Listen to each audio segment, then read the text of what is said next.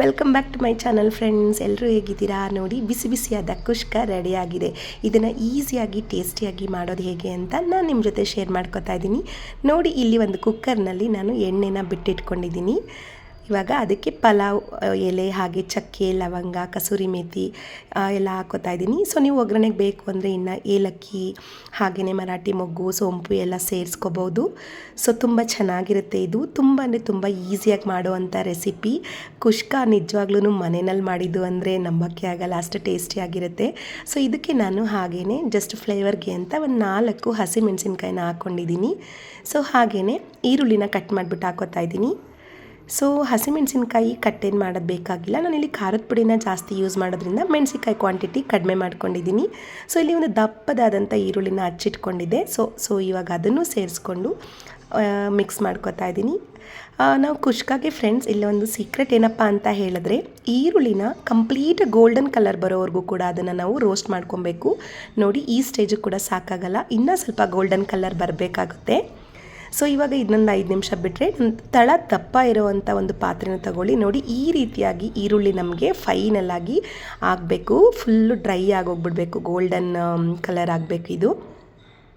So ಇವಾಗ ನಾನು ಈರುಳ್ಳಿ ಥರ ಆದಮೇಲೆ ಶುಂಠಿ ಬೆಳ್ಳುಳ್ಳಿ ಪೇಸ್ಟ್ನ ಸೇರಿಸ್ಕೊತೀನಿ, 1.5 ಸ್ಪೂನಷ್ಟು. ಸೊ ಶುಂಠಿ ಬೆಳ್ಳುಳ್ಳಿ ಪೇಸ್ಟು ಹಸಿ ಸ್ಮೆಲ್ ಹೋಗೋವರೆಗೂ ಇದನ್ನು ಕೂಡ ಹಾಗೆಯೇ ಸ್ವಲ್ಪ ಹೊತ್ತು ಹಾಗೆ ಮಿಕ್ಸ್ ಮಾಡ್ಕೊಳ್ಳೋಣ. ಸೊ ಶುಂಠಿ ಬೆಳ್ಳುಳ್ಳಿ ಪೇಸ್ಟು ಕೂಡ ರಾ ಸ್ಮೆಲ್ ಹೋದ ತಕ್ಷಣ ಇವಾಗ ನಾವು ನೆಕ್ಸ್ಟು ಆ್ಯಡ್ ಮಾಡಬೇಕಾಗಿರುವಂಥ ಇಂಗ್ರೀಡಿಯೆಂಟ್ ಬಂದು ಕೊತ್ತಂಬರಿ ಮತ್ತು ಪುದೀನ ಚಿಕ್ಕದಾಗಿ ಕಟ್ ಮಾಡ್ಕೊಂಬಿಟ್ಟು ಇವಾಗ ಇದಕ್ಕೆ ಸೇರಿಸ್ಕೊತೀನಿ. ಕೊತ್ತಂಬರಿ ಪುದೀನ ಸೇರಿಸ್ಕೊಂಡ್ಮೇಲೆ ಸೊ ಇದನ್ನು ಕೂಡ ಒಂದು ಒಳ್ಳೆ ಮಿಕ್ಸ್ ಕೊಟ್ಕೊಳ್ಳೋಣ. ಸೊ 1-2 ನಿಮಿಷ ಇದನ್ನೆಲ್ಲ ಸಣ್ಣೂರಿನಲ್ಲೇ ಮಾಡ್ಕೊಳ್ಳಿ ಶುಂಠಿ ಬೆಳ್ಳುಳ್ಳಿ ಪೇಸ್ಟ್ ಹಾಕಿದ್ಮೇಲೆ. ಸೊ ಇದಾದಮೇಲೆ ನಾವು ನೆಕ್ಸ್ಟ್ ಬಂದು ಟೊಮೊಟೊನ ಸೇರಿಸ್ಬೇಕು. ಸೊ ಇಲ್ಲಿ ನಾವು ರುಬ್ಬಿಟ್ಟು ಹಾಕ್ಕೊತಾ ಇದ್ದೀನಿ. ನಾನು ಒಂದು 4 ಮೀಡಿಯಮ್ ಸೈಜ್ ಟೊಮೊಟೊನ ನಾನು ರುಬ್ಬಿಟ್ಟು ಹಾಕ್ಕೊತೀನಿ. ಆಮೇಲೆ ರುಬ್ಬಿ ಹಾಕ್ಕೊಂಡ್ಮೇಲೆ 1 ಟೊಮೊಟೊ ಮಾತ್ರ ಕಟ್ ಮಾಡಿ ಹಾಕ್ಕೊತೀನಿ. ಜಾಸ್ತಿ ಟೊಮೊಟೊ ಸಿಕ್ಕರೆ ಸೊ ಮಕ್ಳುಗಳಿರುವಂಥ ಮನೇಲಿ ಎಲ್ಲ ಎತ್ತಿಟ್ಬಿಡ್ತಾರೆ. ಈ ರೀತಿಯಾಗಿ ರುಬ್ಬಾಕೋದ್ರಿಂದ ಟೇಸ್ಟು ಕೂಡ ಚೆನ್ನಾಗಿರುತ್ತೆ, ಮಸಾಲೆ ಎಲ್ಲ ಅನ್ನಕ್ಕೆ ತುಂಬ ಚೆನ್ನಾಗಿ ಹಿಡಿಯುತ್ತೆ.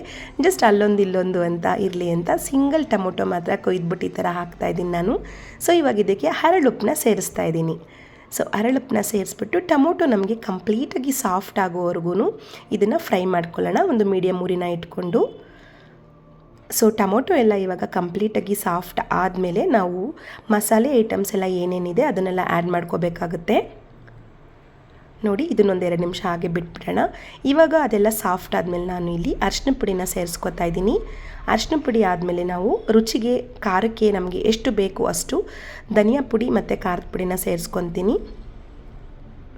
ಇಲ್ಲಿ ಮೆಣಸಿನ್ಕಾಯಿ ಕಡಿಮೆ ಹಾಕಿರೋದ್ರಿಂದ ನಾನು ಸ್ವಲ್ಪ ಖಾರದ ಪುಡಿನ ಜಾಸ್ತಿನೇ ಹಾಕ್ಕೋತಾ ಇದ್ದೀನಿ, ಅಚ್ಚ ಖಾರದ ಪುಡಿ ಹಾಕ್ಕೋತಾ ಇದ್ದೀನಿ. ಸೊ ಆಮೇಲೆ ನಾವು ಸ್ವಲ್ಪ ಗರಂ ಮಸಾಲಾನ ಸೇರಿಸ್ಕೋಬೋದು. ಇದ್ದರೆ ನೀವು ಬಿರಿಯಾನಿ ಪೌಡರ್ ಕೂಡ ಸೇರಿಸ್ಕೊಳ್ಳಿ, ಪರವಾಗಿಲ್ಲ.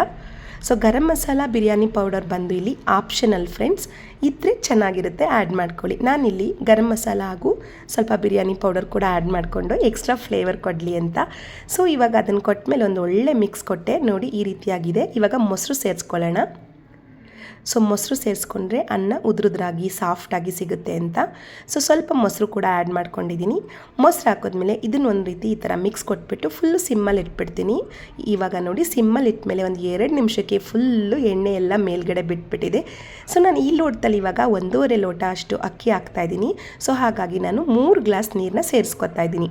ಟೊಮೊಟೊ ರುಬ್ಬಿದ್ನೆಲ್ಲ ಅದೇ ಜಾರಿಂದ ನೀರನ್ನ ತೊಳ್ಕೊಂಡು ಹಾಗೆಯೇ 3 ಗ್ಲಾಸ್ನ ನೀರು ಹಾಕೋತಾ ಇದ್ದೀನಿ ಈ ರೀತಿಯಾಗಿ.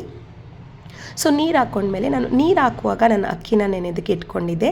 ಸೊ ಇವಾಗ ನೀರು ಚೆನ್ನಾಗಿ ಕುದಿಯೋ ತನಕ ಒಂದು 5 ನಿಮಿಷ ನೀರು ನಮಗೆ ಕುದ್ರೆ 5 ನಿಮಿಷದಲ್ಲಿ ಅಕ್ಕಿ ನೆಂದರೆ ಸಾಕಾಗುತ್ತೆ. ನೋಡಿ, ಇವಾಗ ನಾನು ಅಕ್ಕಿ ಹಾಕ್ಕೊಂಡಿದ್ದೀನಿ ಫ್ರೆಂಡ್ಸ್, ಅದು ಸ್ಕಿಪ್ ಆಯಿತು, ಅದು ಅಕ್ಕಿ ಹಾಕೋವಂಥದ್ದು. ಸೊ ಇವಾಗ ಅಕ್ಕಿ ಹಾಕ್ಕೊಂಡ್ಮೇಲೆ ಒಂದು 10 ನಿಮಿಷ ದೊಡ್ಡೂರಿನಲ್ಲಿ ಬೇಯಿಸ್ಕೊತೀನಿ ನಾನು. ನಾನಿಲ್ಲಿ ಕುಕ್ಕರ್ ಲಿಡ್ನ ಕ್ಲೋಸ್ ಮಾಡ್ತಾಯಿಲ್ಲ ಫ್ರೆಂಡ್ಸ್, ಓಪನ್ ಆಗಿ ಬೇಯಿಸ್ತಾ ಇರೋವಂಥದ್ದು. ಸೊ ಅದಕ್ಕೋಸ್ಕರ ದಪ್ಪ ತಳ ಪಾತ್ರೆನ ತಗೊಂಡಿದ್ದೀನಿ. ಓಪನ್ನಾಗಿ ಬೇಯಿಸಿದ್ರೆ ತುಂಬ ಅಂದರೆ ತುಂಬ ಟೇಸ್ಟಿಯಾಗಿರುತ್ತೆ, ನಾವು ಇದನ್ನು ಪ್ರೆಸರಲ್ಲಿ ಬರ್ಸೋದ್ಕಿಂತ. ಇವಾಗ ನಾನು ಪುದೀನ ಸೊಪ್ಪನ್ನ ಆ್ಯಡ್ ಮಾಡಿದ್ದೀನಿ ಫ್ಲೇವರ್ಗೆ, ಕೊನೆಯಲ್ಲಿ ಆ್ಯಡ್ ಮಾಡಿದೆ. ಸೊ ಇವಾಗ ಇದನ್ನೊಂದು ಮಿಕ್ಸ್ ಕೊಟ್ಟರೆ ನೋಡಿ, ಒಂದು 10 ನಿಮಿಷ ದೊಡ್ಡೂರಿ ಕೊಟ್ಬಿಟ್ರೆ ನಮಗೆ ಈ ರೀತಿಯಾಗಿ ಒಂದು ಮುಕ್ಕಾಲು ಭಾಗ ಬೆಂದೋಗುತ್ತೆ. ಸೊ ನೋಡಿ ನೀರು ಕಡಿಮೆ ಆಗೋಗಿದೆ. ಈ ಸ್ಟೇಜಲ್ಲಿ ನಾನು ಒಂದು ಹಂಚನ್ನ ಇಟ್ಬಿಟ್ಟು ಒಲೆ ಮೇಲೆ, ಸೊ ಆ ಕುಕ್ಕರ್ನ ಇದ್ರ ಮೇಲೆ ಇಟ್ಬಿಟ್ಟು ಸ್ವಲ್ಪ ಭಾರವಾಗಿರುವಂಥ ಏನಾದರೂ ಒಂದು ವಸ್ತುನ ಇಡ್ತೀನಿ. ನೋಡಿ ಹಂಚನ್ನ ಇಟ್ಬಿಟ್ಟು ಇವಾಗ ನೋಡಿ ಇದನ್ನೊಂದು 10 ನಿಮಿಷ ಸಣ್ಣೂರಿನಲ್ಲಿ ಬಿಟ್ಬಿಡಬೇಕು ಮೀಡಿಯಮ್ ಫ್ಲೇಮಲ್ಲಿ. 10 ನಿಮಿಷ ಬಿಟ್ಬಿಟ್ರೆ ಅದು ನೋಡಿ ಇವಾಗ 10 ನಿಮಿಷ ಆಗಿದೆ, 10ರಿಂದ 15 ನಿಮಿಷ. ಸೊ 10 ನಿಮಿಷ ಆದಮೇಲೆ ಗ್ಯಾಸ್ನ ಆಫ್ ಮಾಡಿ ಇನ್ನೊಂದು 10 ನಿಮಿಷ ಆದಮೇಲೆ ಓಪನ್ ಮಾಡಿದ್ರೆ ಈ ರೀತಿ ಇರುತ್ತೆ ನೋಡಿ. ಇನ್ನೂ ಒಲೆ ಮೇಲೆಲ್ಲ ಇದೆ. ಸೊ ಬಿಸಿಲಾದರೆ ಈ ಥರ ಮೆತ್ತು ಕಾಣುತ್ತೆ. ತಣ್ಣಗಾದ್ಮೇಲೆ ಓಪನ್ ಮಾಡಿದ್ರೆ ತುಂಬ ಉದ್ರುದ್ರಾಗಿರುತ್ತೆ ನಿಮಗೆ. ತುಂಬ ಅಂದರೆ ತುಂಬ ಟೇಸ್ಟಿಯಾಗಿ ಸಖತ್ ಟೇಸ್ಟಿಯಾಗಿ ಬಂದಿತ್ತು ಫ್ರೆಂಡ್ಸ್. ನಿಜವಾಗ್ಲೂ ಹೋಟೆಲಲ್ಲಿ ತಿನ್ನೋ ಥರ ಟೇಸ್ಟೇ ಸಿಗ್ತಾಯಿತ್ತು. ಮಕ್ಳುಗಳು ಮನೆಯಲ್ಲೆಲ್ಲ 2 ಸಲ 3 ಸಲ ಹಾಕ್ಸ್ಕೊಂಡು ತಿಂದರು, ಅಷ್ಟು ಚೆನ್ನಾಗಿತ್ತು. ಪ್ಲೇನ್ ಅಂದರೆ ಪ್ಲೇನ್ ನೋಡಿ, ಒಂದು ತರಕಾರಿ ಕಾಳು ಏನು ಅಂದರೆ ಏನೂ ಹಾಕಿಲ್ಲ, ಹಸಿ ಕಾಳು ನೋಡಿ ಎಷ್ಟು ಚೆನ್ನಾಗಿ ಕಾಣಿಸ್ತಾ ಇದೆ ಅಂತ. ಒಂದು ಸಲ ನಿಮ್ಮ ಮನೇಲಿ ಟ್ರೈ ಮಾಡಿ, ಖಂಡಿತವಾಗ್ಲೂ 15 ದಿನಕ್ಕೆ ವೀಕ್ಲಿ ಒನ್ಸ್ ಖಂಡಿತ ನೀವು ಮಾಡ್ಕೊಂಡು ತಿಂತೀರಾ, ಅದಕ್ಕೆ ನಾನು ಗ್ಯಾರಂಟಿ. ಅಷ್ಟು ಟೇಸ್ಟಿಯಾಗಿರುತ್ತೆ ಈ ಕುಷ್ಕ ರೆಸಿಪಿ.